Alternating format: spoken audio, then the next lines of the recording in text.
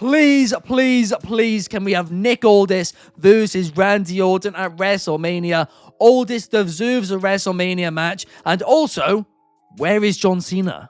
I'm Ben Allison, you're watching Allison Analysis, and here are my 5 key findings from last night's episode of Friday Night SmackDown. In at number 5, I wish John Cena did more dates on the road to WrestleMania. Cody has been trying like hell over the last few weeks to keep the steam going, to keep the momentum up for this WrestleMania match against John Cena. But it is really, really hard to build a WrestleMania main event when the two guys have only actually been, well, one of the two guys has only been there 3 times since the match was made official. I mean, undoubtedly the feud did start with one of the biggest moments in WWE history, that John Cena heel turn, the moment which will be replayed for years and years and years to come.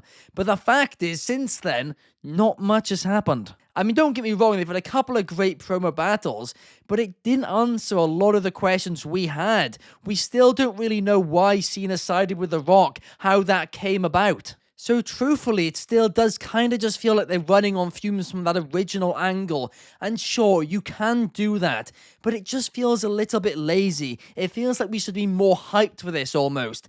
Because instead of, we get closer to Mania, us feeling more excited for it, it almost feels like as we get closer to WrestleMania, I'm feeling a little bit less excited. Of course, Cena will be there next week, so hopefully they do something big the night before, which really hooks us back in, brings us back into this storyline and gets us really, really hyped. But let's look at it historically. Since SmackDown has moved to Friday nights, that show is usually very, very filler before WrestleMania.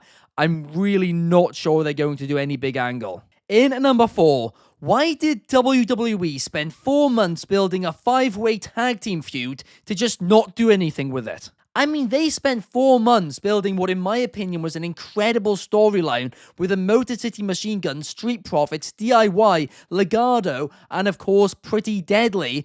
And I presume this was going to lead to a fatal 5-way ladder match at WrestleMania. I think everybody presumed that. And now suddenly they're just not doing it. I can't get my head around it, because they did it really well as well, right? It was the best the tag team division on SmackDown had been booked in, quite frankly, years.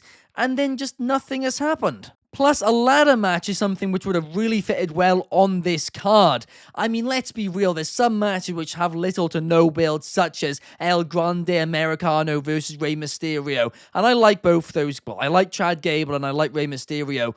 But come on, this ladder match should be on the card instead of that. And it is just so gutting, because like I keep saying, they really built it well. They absolutely did. And I just don't understand why they've just abandoned it and now they're doing a one-on-one match on the Friday Night SmackDown next week. In at number 3, the build to Jade Cargill versus Naomi has over-delivered. They've been given, let's face it, very little time and most weeks only promo packages, but both of them have made the most out of those opportunities, and quite frankly, every second of it has been must-watch. It's been really, really good, and if I'm being completely truthful, I'm more excited for this match than I am for Charlotte versus Tiffany. I'm a big Jade Cargill fan, and I really have been for quite some time. But I do think Naomi needs to win this. Naomi's been putting on the performances of her career. This is the best gimmick of her career. And now I do think it should be her moment, her time. So I do hope she does get the win over Jade on night 1 of WrestleMania. And I hope that also results in a post-Mania as well for Naomi. Now, I still do think that Bianca Belair is going to be turning heel after Mania. So I do hope, because I do think they're going to reunite, I do hope they don't just have Naomi become her sidekick. I hope Naomi still does feel important and is a main event star in her own right. Because like I keep saying, this is her time. But before we get into the top 2 key findings, if you guys could leave a like and subscribe on this video, that would be massively appreciated. Here at Wrestling Republic, we create between 5 to 10 free videos every single week. We have tons of WrestleMania week content coming up this week as well. It's going to be a really good time to subscribe. And of course, in addition to that, we have a live daily stream every single day at 8 p.m. UK, 3 p.m. Eastern, 12 p.m. Pacific. I hope to see you guys there. In at number 2, the big moments on the road to WrestleMania have been fantastic, but week to week, well, it's under-delivered. Some people are trying to say that it's been a really bad build for Mania this year, and I just don't agree with that. We've had so many great moments in the card, well, it is quite stacked.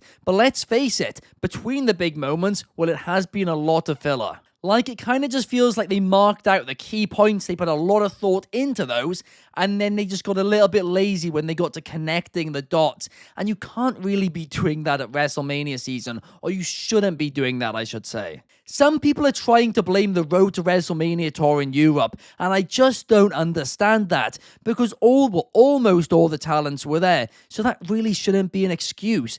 I think the reality is they were just lazy when it came to, some filler stuff on those shows, and that's what happened. But what you do between those key points, it is so, so important. And it's not just in wrestling, that's in TV, that's in movies as well, right? The key plot points, obviously need to be good.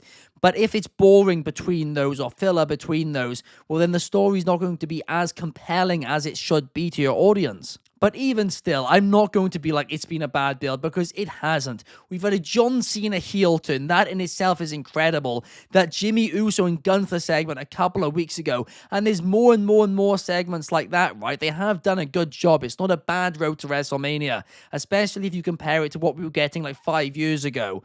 But it could have been better, absolutely. And in at number 1, we need to see Nick Aldis versus Randy Orton at WrestleMania. They teased the Solo Sikoa versus Randy Orton match, and I'm really hoping that doesn't happen. I've been a fan of Nick Aldis for years, right? And he's always worked a little bit of a slower style in the ring. And for that reason, he's not really had the respect that he deserves outside of WWE, apart from maybe in the NWA, right? Because his style didn't really fit a lot of independent promotions. And for that reason, he was just so underrated, but I honestly have always been a fan of him, and he deserves a WrestleMania match so badly. Now, I know what you're going to say. So many people deserve WrestleMania matches who don't get them. But here we have found ourselves in an organic situation, one which has just come about naturally, where he really could have a WrestleMania match, and have a WrestleMania match which makes perfect sense. So what I hope happens is we get Randy Orton versus Solo Sikoa on next week's SmackDown, and then after that match, Nick Aldis confronts Randy Orton and makes the challenge. And I would absolutely love that. Then plus Solo Sikoa has a match WrestleMania weekend technically because he was on SmackDown as well, but he will have many more WrestleMania moments, Solo, and he's already had a couple as well. So please, WWE, do Nick Aldis versus Randy Orton. But overall, this SmackDown was not a bad show. In fact, it was a good show, I'd probably say. But here is the thing, right? This was the penultimate, or whatever the word they use is, episode of SmackDown before WrestleMania. And it just didn't feel like that. It didn't feel as important as that. We didn't see John Cena. Cody Rhodes' segment felt just so filler. And he was trying, right? He cut a good promo, but it was just so filler. We didn't get any build for the Night 1 main event either. I thought we were going to get something for that, but we just saw a really good promo package from CM Punk looking at the history with him and Heyman. But that's it. And 2 weeks out, well, just over 1 week out from WrestleMania, you gotta be doing more than that. You really do. So overall, I'll say I don't really care for this episode. And it sucks because I should do, but I just don't. It did under-deliver. And again, this is just the theme of this road to WrestleMania. The key points, they've nailed. The points between the key points, well, it's just an afterthought. But what did you guys think of the show? Please let me know your thoughts in the comments down below. I always love to read them, and I always respond to them as well. Thank you guys, and I will see you in the next video. Peace!